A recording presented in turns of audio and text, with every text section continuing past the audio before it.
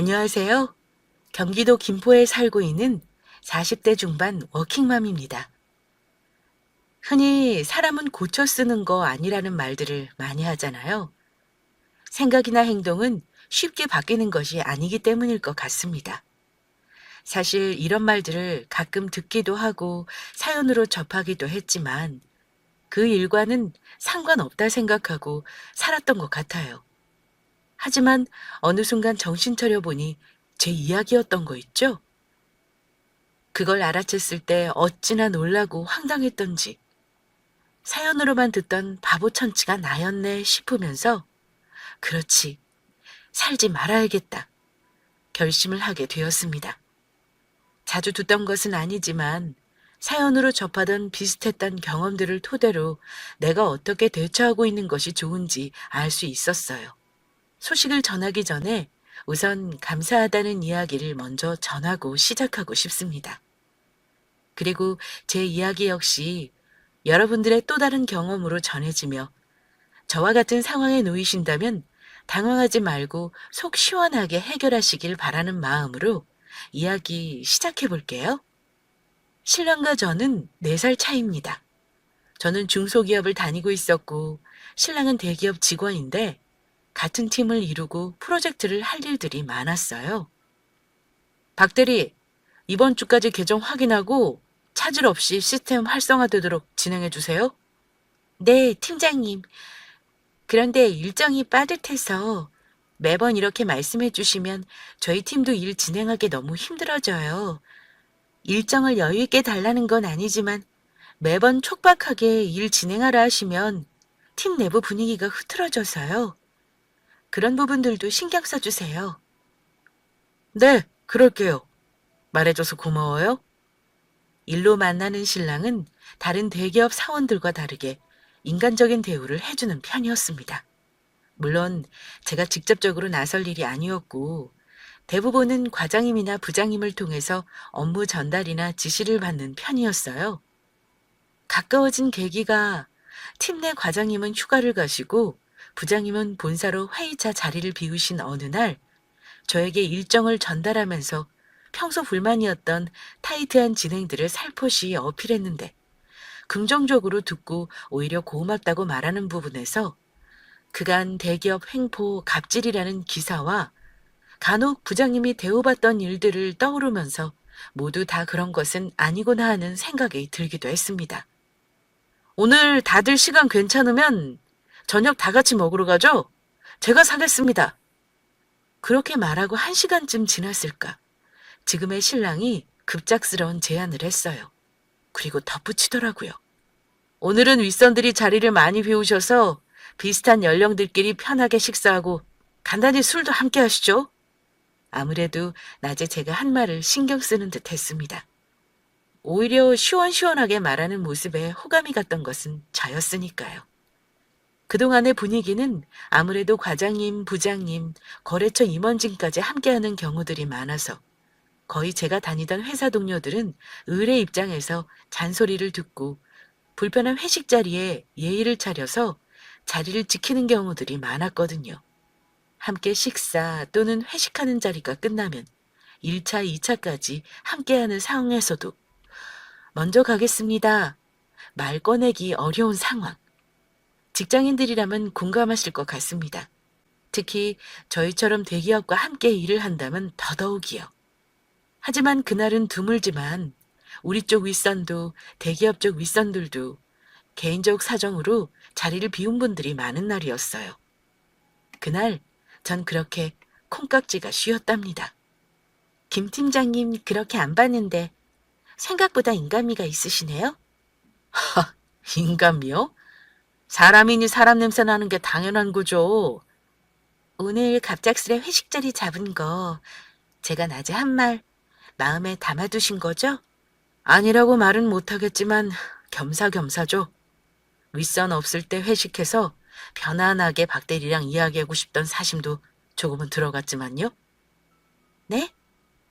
저는 IT 개발자로 프로젝트가 있으면 이렇게 대기업이랑 함께 일을 하는 경우들이 있었습니다.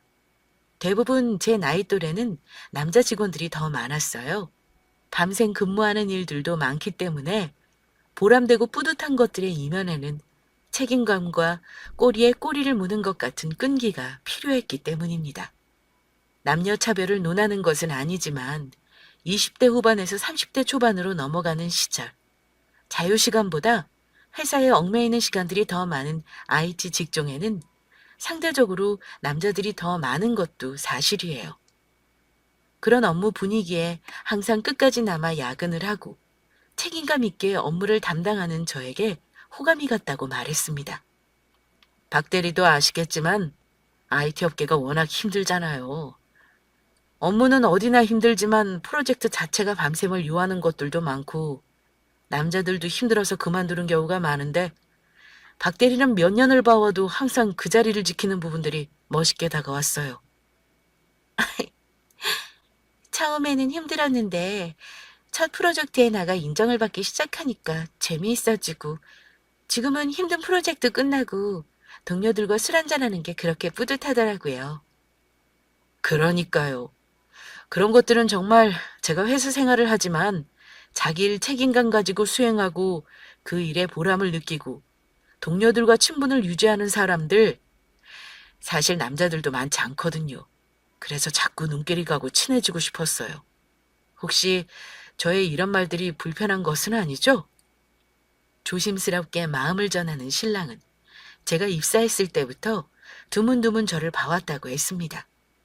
처음에는 IT 계열의 신입사원으로 왔다는 사람이 여자라서 신기했고 1년이 지나도 여전히 프로젝트에 참가했으며 3년이 지나 대리를 달면서 인정받아가는 모습들이 대견해 보인다고 이야기할 정도였으니까요. 사실 저희 회사 내에서도 열심히 하고 실력도 있다고 인정을 받는 편이라 회사 이쁜들이 예뻐해 주시는 또 다른 표현이라 생각하고 그러려니 지냈던 것 같습니다. 하지만 같이 업무를 하는 대기업 거래처 직원이 칭찬해 주는 말에 사회인으로 인정받은 것 같은 느낌이 들어서 어느새 자연스럽게 중소기업 직원과 대기업의 직원으로의 이야기가 아닌 남자 대 여자의 마음으로 대화를 이어가며 친분을 쌓고 연인 사이로 발전하게 되었죠. 그렇게 1년 정도 더 연애를 하다가 결혼 이야기가 오고 갔습니다. 희정아, 이제 우리 결혼 진지하게 생각해보는 거 어때? 결혼? 그래. 우리 사귄 것은 2년이지만 그동안 업무차 본 세월로 치면 5년은 더 넘어가니까. 이제 서로 알 만큼 알았다고 생각해. 연애도 좋지만 결혼해서 좀 더 안정적인 생활을 했으면 해서. 신랑 본가가 충남에 있었고 서울에서 혼자 자취를 하고 있었습니다. 대학에 입학할 때부터 본가를 떠나 서울에서 자취를 하면서 결혼을 빨리 하고 싶었다 해요.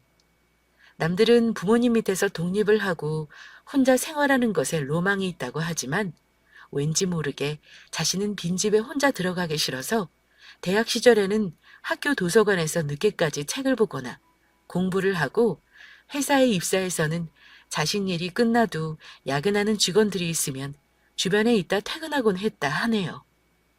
제가 일하는 모습, 야근하는 모습들을 보게 된 것도 일찍 끝나 집에 가면 혼자니까 TV 보고 빈둥거리는 모습들을 선호하지 않아 회사에 남다 보니 제가 눈에 들어오기 시작했다 말했습니다. 그래, 오빠 항상 자취하는 거, 빈집에 혼자 들어가는 거 싫어했으니까. 근데 결혼해도 나 일할 거라 여전히 오빠 빈집에 혼자일 수 있는데 괜찮겠어? 응, 그건 괜찮아. 적어도 누군가 온다는 기대감, 설레임, 그리고 함께 지내는 장소라는 것만으로도 나는 외롭지 않을 것 같거든. 그리고 함께 벌면 안정적인 삶도 가능하니까 연애보다 결혼이 더 현실적인 것 같아. 그렇게 저희는 결혼을 준비하게 되었습니다. 결혼 준비를 하면서 솔직히 내심 기대했던 부분도 있었어요. 저는 중소기업 5년 차지만 신랑은 대기업 9년 차에 접어들면서 저보다 모은 돈이 많을 거라 생각했기 때문입니다. 저 역시도 많은 돈은 아니지만 모은 돈의 대부분을 저축하면서 1억 가까이 모아두었기 때문이에요. 일을 빨리 시작하기도 했지만 야근이 잦고 회식을 해도 상사분들이 밥값, 술값을 내주시니 사실 돈 쓸 일이 거의 없었거든요. 그러다 보니 의도치 않게 돈이 모아졌고 적어도 저보다 2배 가까이 직장을 다니고 대기업이라 연봉 차이도 있으니 저보다 더 모았다 생각했고 그 정도라면 대출받아 조금 무리하더라도 집을 사서 시작할 수 있다는 기대감이 들기도 했습니다. 5천만 원? 모은 돈이 5천만 원이라고? 응, 기정아. 나 지금까지 모은 돈은 내가 살고 있는 자취집 전세 자금이 전부야. 오빠, 오빠가 내 연봉 거의 2배를 받는데 그게 말이 돼? 사실 부모님이 노후 대비를 못 하셔서 결혼하면 노후 대비 해드리지 못할 것 같아서 결혼하기 전에 어느 정도 보탬이 돼야 할 것 같아서 내가 모은 돈이 없다. 미안하다. 신랑 이야기는 그랬습니다. 부모님이 없는 형편에 4년제 등록금도 내주셨고 덕분에 열심히 공부해서 대기업에 입사했지만 많은 연봉을 받는다고 기뻐했던 것도 잠시였다고 해요. 본가에 내려가 보니 곰팡이 있는 오래된 빌라에 살고 계신 부모님. 연세가 들다 보니 변변한 일자리 없이 일용직으로 한 달을 버티고 계셨던 부모님 생각을 하다 보니 안 되겠다 싶었답니다. 이런 식으로는 결혼도 못하고 결혼 이후에 도와드릴 수 없을 것 같아서 최소한의 자기 이름으로 저축을 하고 나머지는 부모님 집 사드리고 연금 들어서 받을 수 있도록 가입하면서 그동안에 벌었던 돈을 지출했다고 해요. 희정아 미안해. 내가 그렇게 사용하느라 돈을 모으지 못했지만 결혼하면 이제 그럴 일 없어. 그러기 위해서 내가 지금까지 돈 모으지 못하고 부모님 지원했던 거고 집도 해드렸고 작지만 월급처럼 일정 금액 받을 수 있도록 연금 보험도 들어두어서 이제는 내가 신경 쓰지 않아도 부모님 사시는데 지장 없어. 기가 찰 노릇이었습니다. 저는 적어도 저만큼은 모았을 거라 생각했거든요. 하지만 구구절절 이야기하는 신랑 이야기를 듣고 있자면 자식된 도리를 한 것이라 뭐라 할 수 없었습니다. 오히려 모은 돈이 많아서 좋다고 시작했는데 매달 시댁에 용돈을 드리자고 한다면 싸움의 원인이 될 수 있었겠다 싶으면서도 그렇게 외로움을 타는데 결혼을 생각하지 못했던 이유가 부모님 어느 정도 먹고 살게 해주려고 했던 거구나 싶은 것이 조금은 안쓰러운 마음이 들기도 했어요. 그래, 오빠 말 믿을게. 친구들 보니까 노후 대비 안 된 부모님들 계시면 결혼하고 싸움의 원인이 되기도 하고 이혼까지 가는 경우도 많던데 어쨌든 오빠가 그 문제는 이미 해결해 두었으니까 결혼하고 둘이 열심히 모으면 되니까 오히려 결혼 이후에 돕자고 하는 것보다 나은 것 같다는 생각이 들기도 하네. 그런데 결혼하고 나면 이제 도울 일 없는 거지? 응, 이제 없어. 이번 달이 연금보험 마지막이라 이제 내고 나면 월급은 온전히 내가 사용해도 되거든. 이제 더 이상은 시댁 도와드리는 거 없기다. 그만큼 했으면 됐으니 이제 2분 사시는데 지장 없잖아. 그럼 내가 모은 돈이랑 오빠 전세금에 대출받아서 전셋집으로 시작하자. 희정아 고마워. 내가 평생 잘할게. 좋은 게 좋은 거라고. 그동안 업무차 보았던 일처리 똑부러지게 하는 점. 회사에서도 인정받는 실력 있는 사람이라는 점. 시부모님 될 분이 지방에 살아서 집값 걱정 없이 지내셔도 된다는 점. 연금보험을 들어놓은 탓에 그간 큰 돈을 넣어야 했지만 연금처럼 월 100만 원씩 앞으로 20년은 받을 수 있다는 점 등등 고려해 본다면 오히려 가난한 시댁을 만나 밑빠진 독에 물 붓는 것처럼 티도 안 나게 갖다 바치는 친구의 사정보다 더 낫다는 현실적인 생각을 하기도 했습니다. 그렇게 결혼을 진행하게 되었어요. 희정아, 그래도 네가 알뜰해서 생각보다 돈을 많이 모은 덕에 교통 편한 곳에 전세를 구할 수 있었던 것 같아. 앞으로도 우리 열심히 살아보자. 그래 오빠. 이제는 둘이 월급 합치면 꽤 되니까 우리 월급 합쳐서 관리하는 거 어때? 어? 월급을? 나는 생활비 통장을 만들고 각자 관리했으면 하는데? 친구들도 보니까 월급 따로 관리하니까 돈이 안 모아지더라고. 너 나 못 믿어? 부모님 집 사드리고 연금보험도 들어서 노후 걱정 없게 해드렸는데 말이야. 못 믿는 게 아니라 그걸 한 사람이 맡아서 하면 좀 더 효율적이지 않을까 해서 그러지. 더 이상 대꾸할 말이 없었습니다. 저는 돈 쓸 일이 없어서 별다르게 다양한 방법으로 모은 것이 아니라 통장에 쌓이다 보니 1억 가까이 모였던 것인데 신랑은 10년을 생각하고 가장 효율적으로 부모님 노후 대비할 방법을 찾았고 생각했던 10년이 아닌 9년 초에 모든 것을 끝냈으니 어찌 보면 돈을 모으는 것은 신랑이 더 잘하는 것 같았기 때문이에요. 그럼 오빠가 내 월급까지 관리할래? 어? 아, 아니야. 그러지 말자. 그냥 생활비 통장으로 모아서 쓰고 생활에 익숙해지고 나가는 돈이나 이런 것들이 눈에 보이기 시작하면 그때 다시 이야기하는 것은 어때? 오빠는 오히려 제 월급까지 관리하는 것도 꺼리는 눈치였습니다. 그냥 각자 관리하자는 말에 알았다고 이야기하고 생활비 통장을 만들었어요. 공과금을 비롯하여 집 대출이자와 원금, 생활비에 관한 것들을 월급에서 200만 원씩 각 이체해서 총 400만 원을 가지고 살기로 했죠. 그중 200만 원 좀 넘게 원금과 이자로 나가고 둘 다 나가서 먹고 들어오는 경우들이 많다 보니 생활비가 모자르지 않았습니다. 아기가 없을 때 빠르게 원금을 갚고 5년 뒤쯤에는 집을 살 생각을 했거든요. 나머지 개인 보험금이나 핸드폰 사용료, 의복 지출비 같은 부분들은 개인의 용돈 겸 개인 월급에서 지출하는 것으로 했고요. 오빠, 이번 달도 생활비 자동이체 안 해놨어? 자꾸 까먹네. 미안, 해놓을게. 왜 매번 눕고 그래? 이번 달 생활비 안 돌아왔잖아. 미안. 여기 적금 들어놓다 보니 나가는 게 많아 체크 못했네. 저는 월급 통장에서 생활비로 나가는 금액을 자동으로 해두었는데 신랑은 웬일인지 하지 않아서 자꾸만 문제가 발생했습니다. 체크하다 공과금이 빠져나가야 하는데 금액이 부족해서 안 빠진다는 문자가 와 확인해보면 신랑이 생활비 입금을 안 하는 경우들이 생겼거든요. 꼼꼼하다 생각했는데 왜 그러지? 의문이 들었지만 크게 걱정하거나 의심하지 않았습니다. 종종 돈이 없다는 말을 했지만 생활비 통장에는 늦어도 생활비가 입금되었으니까 그땐 습관이 안 들어 그럴 수 있다 생각하고 넘어갔던 것 같아요. 그렇게 1년이 지났을 무렵 친정에 뭔가를 해줘야 할 일이 생겼습니다. 친정 부모님이 서울에 있던 아파트를 처분하시고 경기도 양주에 전원주택을 지어서 이사를 가시려 하거든요. 오빠, 엄마 새로 이사 가는데 냉장고랑 김치냉장고 세트로 가전제품 해드리고 싶어. 뭐? 그동안 한 집에 오래 사시다가 이제 은퇴하고 새 집 지어 가시는데 가전이나 이런 것들 다 바꾸셔야 하거든. 돈도 많이 들었을 것 같고 새 집 이사 가는데 선물도 해야 할 것 같아서 겸사겸사 오래 쓸 수 있는 냉장고 어떨까 해서. 무슨 소리야? 우리가 돈이 어디 있다고? 우리 결혼하면서 대출받은 것도 이자 많이 나가고 있고 장모님 장인어른 우리 도움이 필요할 정도로 힘드신 것도 아닌데 우리 살 길 먼저 찾는 게 일 아닐까? 살면서 큰돈 들어갈 일들 하나 둘도 아닐 텐데 한 번에 그렇게 몇백을 사용한다는 것 나는 좀 그러네.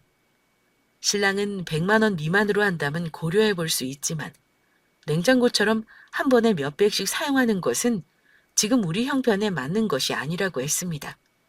결혼 초 월급을 각자 관리하고 생활비 통장을 만들어 쓰기로 했지만 큰 돈이 들어갈 일이 있으면 서로 상의하에 적정선을 생각하고 함께 사용하기로 했거든요.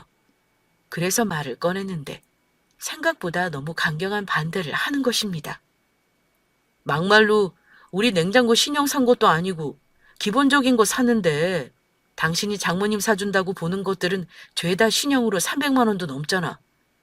그런데 하나도 아니고 김치 냉장고까지 하면 돈 1,000 그냥 우습겠는걸? 우리 집이 아니고 붙박이장을 따서 들어갈 수 있는 상황이 아니니까 그렇지. 엄마는 집 새로 지면서 주방도 붙박이장으로 짜다 보니 요즘 신형의 디자인이나 사이즈가 맞는걸? 그리고 뭐 1,000만 원이라고 그래. 오버하지 마. 그러니까 형편에 맞게 하자는 거지. 우리도 못했는데 부담되게 그걸 가져다 드리면 장모님은 좋아하시겠고 뻔히 우리 대출 많이 나가는 거 아시는데.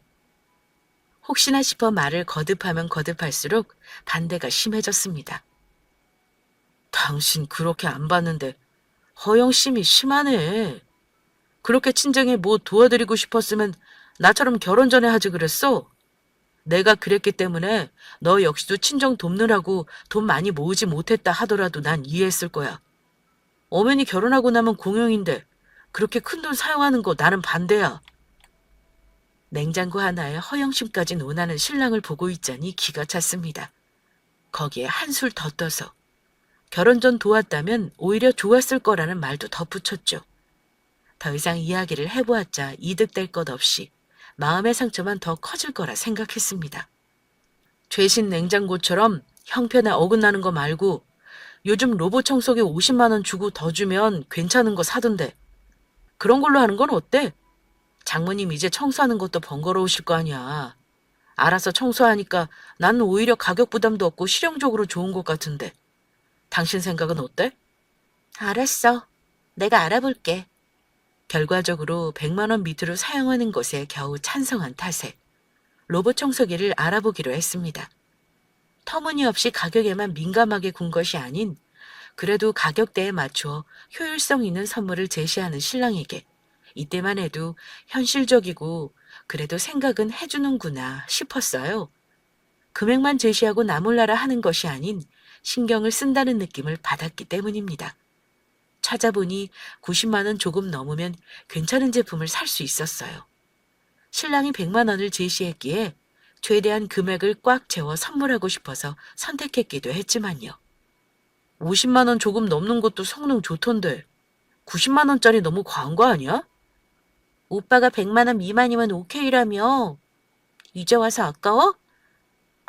아깝긴 누가 아깝대? 가격 대비 성능이나 실용성을 따져보면 금액 더 나간다고 꼭 좋은 건 아니라는 점이지. 그래도 나 이걸로 결정했어. 알았어. 그렇게 부모님께 선물을 하고 이사를 무사히 마쳤습니다. 저희 신혼집에는 방이 2개인데 하나 자는 방, 또 다른 하나는 업무방으로 저와 신랑의 컴퓨터가 한 대씩 있어요. 재택근무를 할 때 또는 퇴근 후에 집에 와서 추가적으로 업무를 볼 때 등 일을 하기 위해 별도로 만든 공간이기도 해요. 부모님이 이사하고 2주가 지났나? 신랑은 컴퓨터 방에서 업무를 보다 급히 잠깐 나갔다 온다고 나갔습니다. 저는 주말이라 차를 마시고 있다가 컴퓨터를 잠깐 사용할 일이 있어서 컴퓨터 방으로 갔어요. 컴퓨터를 키려 했는데 신랑 컴퓨터가 켜져 있어서 메일만 잠깐 확인하면 되는 거라 신랑 컴퓨터를 사용하기로 했죠. 현대캐피탈? 크롬을 이용해 메일을 접근하니 신랑 메일과 연동되어 있었습니다. 로그아웃하고 제 아이디로 로그인 하려는데 생뚱맞은 제목이 눈에 띄었습니다. 현대캐피탈은 대출업체인데 신랑이 왜 라는 생각으로 클릭해보니 신랑 앞으로 8천만 원의 대출이 있었어요. 황당해서 살펴보니 승용차 한 대를 새로 구매했더라고요. 승용차? 우리 차 새로 뽑은 적 없는데 무슨 일이지? 어이가 없어 곰곰이 생각해보니 지난달 시댁에 내려갔을 때 아버님이 새 차 뽑았다고 좋아하시던 것이 생각났어요. 그때는 어디서 이런 돈이 났을까 생각하지 않았고 새 차 뽑고 좋아하시는 부모님 모습만 생각 없이 좋아 보였는데 세상에나 그 돈이 신랑이 해준 거라니. 친정 부모님 냉장고와 겹쳐지니 어처구니 없었습니다. 무엇보다 그때 일을 회상하니까 무언가 아기가 맞는 느낌이 들었어요. 아버님, 새 차 뽑으셨나 봐요? 그래. 그렇지 않아도 내가 말하려 했는데. 아빠, 이 차야? 이번에 샀다는 게? 승차감 좀 보고 싶다. 우리 타고 외식하러 나가자. 그럴까? 하고 아버님께서 저에게 무언가 말을 하려 했는데 신랑이 황급히 말을 끊는 느낌을 받았습니다. 어색하게 느껴지기도 했는데 그때는 차가 워낙 좋아 보여서 빠르게 탑승하고 싶다는 생각도 하던 터라 신랑 역시 그럴 거라 생각했어요. 그리고 집으로 돌아오는 길에 신랑에게 말했죠. 아버님, 어머님 대단하신 것 같아. 뭐가? 아니 그렇잖아. 연금 나와도 생활비 빠듯할 텐데 그걸 모아서 차를 사시고. 어? 어, 그러게. 시부모님 칭찬을 하는데 뜨뜻미지근하게 답하는 것이 영 못 믿어왔지만 그동안의 효심을 생각해 본다면 그런 모습조차 안타깝게 느껴져서 그럴 수 있다고 생각하고 넘어갔던 것 같습니다. 지금 들어 생각해 보면 하나둘씩 이상한 점들은 있었는데 왜 다 이해하고 지나갔는지 모르겠지만 말이에요. 메일을 확인하고 여러 가지 생각에 잠겨 있는데 조금 지나 신랑이 들어왔습니다. 당신 이리 와봐. 나랑 이야기 좀 해. 무슨 이야기? 그리고 당신이라고 하니까 왠지 어색하다. 뭔 일인데 그래? 아버님, 차 당신이 사준 거야? 어? 어떻게 알았어? 매일 확인하러 갔다가 오빠 컴퓨터 켜있길래 잠깐 사용하려다 알았어. 말하려 했는데 먼저 알아버렸네. 아빠 나이가 있으셔서 언제 좋은 차 타보시겠어. 이제 막차라 생각하고 한 대 해드렸어. 몇 년 모시다가 내가 가져올 생각이야. 말을 하려고 했다고? 지난번에 내가 올라오면서 얼마 안 되는 생활비 모아 산 거 대단하다 말했을 때 당신 뭐랬어? 그러게라며. 그런데 말을 못한 거라고? 신랑의 말은 그랬습니다. 평생 자식 뒷바라지 하느라 이렇다 할 좋은 호사 누려보지도 못했는데 나이는 들어가시고 몇 년 운전하다 보면 안전상의 이유로 더 이상 운전도 못하실 텐데 운전하실 수 있을 때 좋은 차 한 번은 몰 수 있도록 해주고 싶었다고요. 우리 엄마 이사 갈 때 500만 원 하는 냉장고랑 김치냉장고도 비싸다고 안 된다고 하더니 아버님 차는 8천만 원이 넘더라? 그걸 돈 문제로 생각할 건 아니잖아. 장모님 장인어른은 노후 대비 다 되시고 지금 몰고 있는 차도 괜찮은 편이잖아. 평생 내 뒷바라지 하시느라 좋은 거 한번 못 해보셨는데 그게 뭐 어때서 그래? 시부모님 노후 대비 다 해서 이제 시댁에 들어갈 돈도 없다며. 먹고 사는데 힘들어서 도와드린 것도 아니고 우리 친정아빠는 바꾸지 않아도 되는 차, 적당한 차여도 되는 거고 아버님은 기존에 타시던 차 있어도 새 차 좋은 차로 새로 장만해야 한다고 누가 그래? 8천만 원이 누구 집 애 이름이야? 오버하지 마. 평생을 그렇게 사신 우리 아빠 장인어른하고 어떻게 같아? 그동안 고생한 거에 비하면 당신 상상도 못할 거야. 그리고 평생도록 차를 몰 수 있는 것도 아니고 아빠 나이가 있으니까 앞으로 끼켜야 5년이야. 그 이후에 내가 가지고 오면 되는데 그것도 못 해드리는 게 말이 돼? 오히려 적반하장으로 따지고 들었습니다. 친정부모님 역시 결혼하고 저희를 키우는 동안은 먹고 입는 거 아끼며 힘들게 모은 돈으로 저희 삼남매 키우시고 노후 대비도 힘들게 하셨거든요. 지금 당장 보여지는 표면적인 면에서는 괜찮게 살아 보일 수 있어도 그 이면을 알고 있는 저는 너무 서운했습니다. 고생이라면 저희 친정아빠 역시 많이 하셨고 좋은 차 한번 타보지 못했기 때문이에요. 당신 우리 아빠 젊은 시절 얼마나 고생했는지 말해서 알잖아. 지금도 좋은 거 있으면 항상 맞딸, 맞사이라고 우리부터 챙겨주는 것도 알잖아. 어떻게 당신이 그래? 서운하게 들렸다면 미안한데 한 집씩 공평하게 하면 되잖아. 우선 우리 집 부모님 차 바꾸어드렸으니 1년 고생해서 대출금 갚고 그 이후에 장인어른도 괜찮은 차 한 대 사주면 되잖아. 우리 둘 다 벌고 있으니까 1년이면 그 돈 충분히 갚을 수 있어. 이렇게 싸우자고 들 것이 아니라 현실적으로 생각해보면 될 거 아니야? 어쩜 이렇게 이기적일까요? 제가 만약 메일을 확인하지 않았다면 말을 안 할 생각이었다고 생각이 들었습니다. 결혼하고 늘 생활비를 제때 내지 않아서 나보다 많이 벌면서 도대체 왜 그럴까 의문이 들었는데 이제 알 수 있었어요. 아마 모르긴 몰라도 차를 구매하기도 전에도 다방면에서 시댁에 용돈 겸 물품을 보냈던 것 같습니다. 그러니 각자 월급을 관리하는 게 편했을 테고요. 생각하니 너무 괘씸하다는 생각이 들면서 저도 눈치 안 보고 저에게 쓰던 용돈을 친정에 쓰기 시작했어요. 장모님, TV 바뀌었네요. 집이 크니까 큰 TV가 어색하지 않게 잘 어울려요. 앞으로 영화 보고 싶으면 장모님 댁에 와야겠어요. 그러게 말이야. TV 있어서 큰 TV 필요 없다고 해도 희정이가 사준다고. 사준다고 해서 바꿨는데 바꾸고 나니 이렇게 좋은 줄 누가 알았겠나. 희정이가요? 그래. 자네가 넌지시 TV 바꿔드리면 어떠냐고 해서 생각해봤다며 보내준 거 아니겠나. 자네한테도 고맙네. 친정에 들려 저녁을 먹고 집으로 돌아오는 길. 차 안에서 신랑은 노발대발 난리도 아니었습니다. 예상했던 일이지만 실제로 겪으니 신랑이 참 우스워 보였어요. 나름 저는 중소기업이고 대기업 잘 나가는 신랑이랑 결혼했다 생각을 하기도 했고 4살 차이가 꽤 크고 든든하게 생각하고 있었기 때문입니다.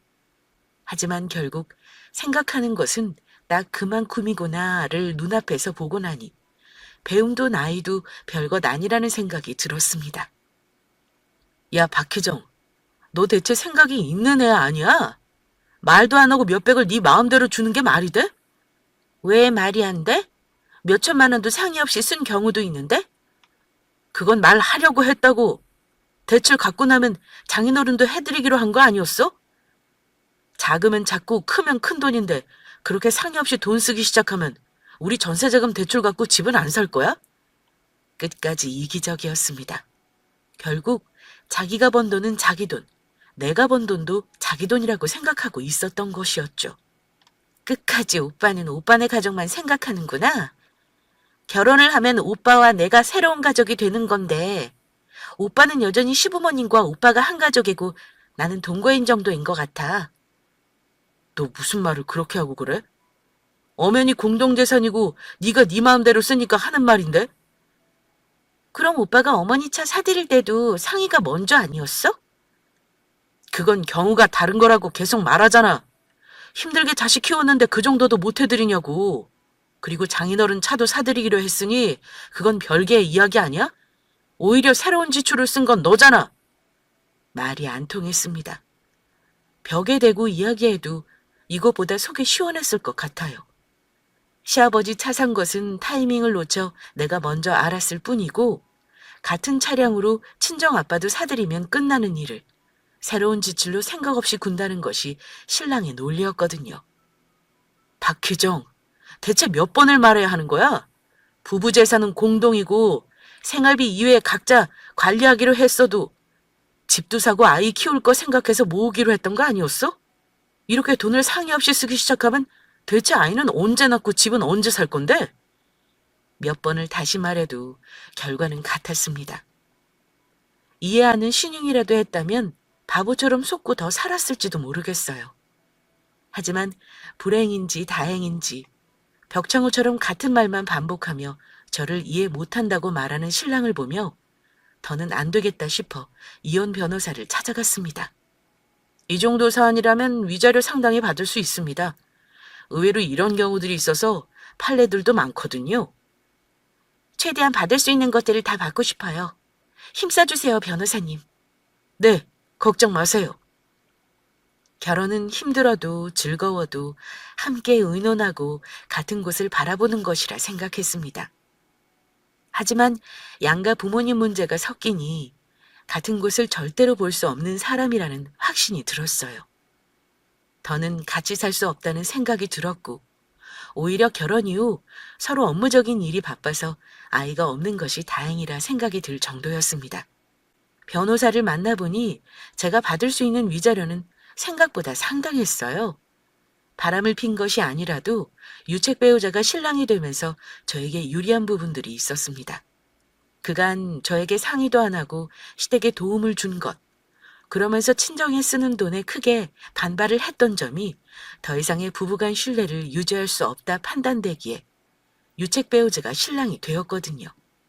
그리고 부부의 공동재산 관리에서 대출이자를 갚던 것들과 같이 재산에 기여한 부분을 따지게 되는데 당연히 저의 비율이 월등히 높았기 때문에 사실상 신랑은 빈털터리로 쫓겨나는 셈이었습니다. 희정아, 이게 다 뭐야?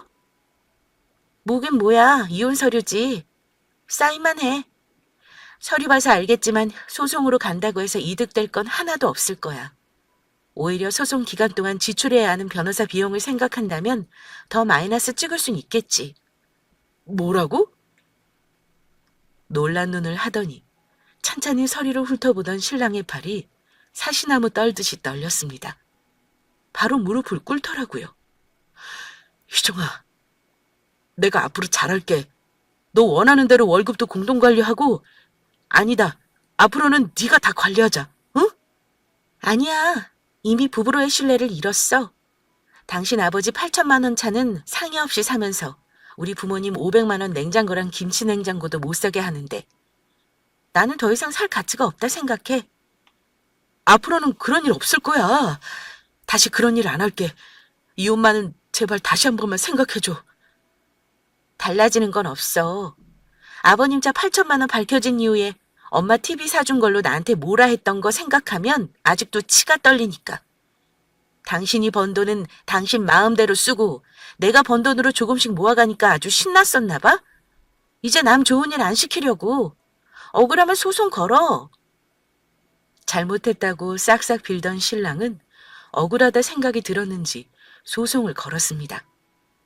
바람을 핀 것도 아니고 부모님을 도운 게 죄가 되느냐며 이혼을 할 수 없다는 게 주된 이유였고 무엇보다 재산 분할을 해야 한다는 점에서 억울하다 생각한 듯 했어요. 결혼해서 같이 벌었는데 왜 분할이 반반도 아니고 너한테 더 많이 들어가는지 도무지 이해가 안 된다. 분명 네가 더 유리하자고 변호사 만나서 이야기 나눈 거지? 무슨 소리야. 거기에 왜 그런지 다 써있잖아. 나는 할 말 없으니 변호사랑 이야기해. 그렇게 저희 부부는 소송까지 가게 되었어요. 소송 결과는 더 대박이었습니다. 변호사가 이야기했던 것보다 법정에서 신랑이 보이던 논리, 태도 등까지 괘씸죄가 더해졌거든요. 부부 공동재산에 일조한 것이 없다고 판단되었고 무엇보다 믿음과 신뢰가 깨져 결혼 생활에 파탄을 낸 심리적인 손해배상까지 청구하여 재산은 모두 제가 가져오고 이혼 후 몇 년 동안은 이제 남이 된 그 사람 월급에서 일정 금액이 저에게 입금되게 되었습니다. 그렇게 자기 부모에게 쓰는 돈 이외에 저에게 쓰는 돈 아까워하더니 월급에서 아버님 차 사준 것 이상으로 저에게 입금을 하라고 판결이 나자 그 억울해하는 표정, 지금도 생각하면 웃음이 나며 속 시원할 수가 없네요. 그래서 저 결혼 3년 만에 모든 것을 정리했습니다. 사연을 들으면서 제일 답이 없다 생각했던 경우가 답정너 배우자와 이야기하는 사연들이었는데요. 제가 겪어보니 정말 답이 없었어요. 이해할 수 없는 논리를 지속적으로 따지고 드니 상식선에서 해결할 수는 없더라고요. 다행히 아이가 없어서 이혼 절차가 수월하게 진행할 수 있었습니다. 생각해보면 신랑은 연애 때부터 외롭다는 이유로 결혼이 하고 싶었고 다른 또래 여자들보다 일에 집중하며 업무하느라 돈 쓸 줄 몰랐던 저에게 호감을 느낀 게 아닌가 생각이 들 정도예요. 부모님 TV를 말 안 하고 사들인 것에 허영심을 논할 정도였으니 말입니다. 왜 이런 일들은 다 지나고 나서 하나둘씩 아기가 맞아떨어지는지 모르겠어요. 결혼 초에 알았다면, 연애할 때 알았다면, 연애 전에 알았다면 조금은 인생이 달라지지 않았을까 하는 아쉬움들이 지금도 조금씩 들거든요. 많은 인생을 살아본 것은 아니지만 정말 인생은 내가 예측하지 못하는 방향으로 가는 것 같습니다. 이렇게 틈틈이 사연을 듣고 책을 읽는 것은 경험치를 높여 생각하지 못한 순간을 마주해도 현명하게 대응할 수 있게 해주는 것 같아요. 청취자분들도 또 하나의 제 경험담을 생각해 보시고 혹시 모를 순간이 온다면 시원하게 맞대응하시길 바라며 이만 마무리할게요. 긴 글 읽어주셔서 감사합니다.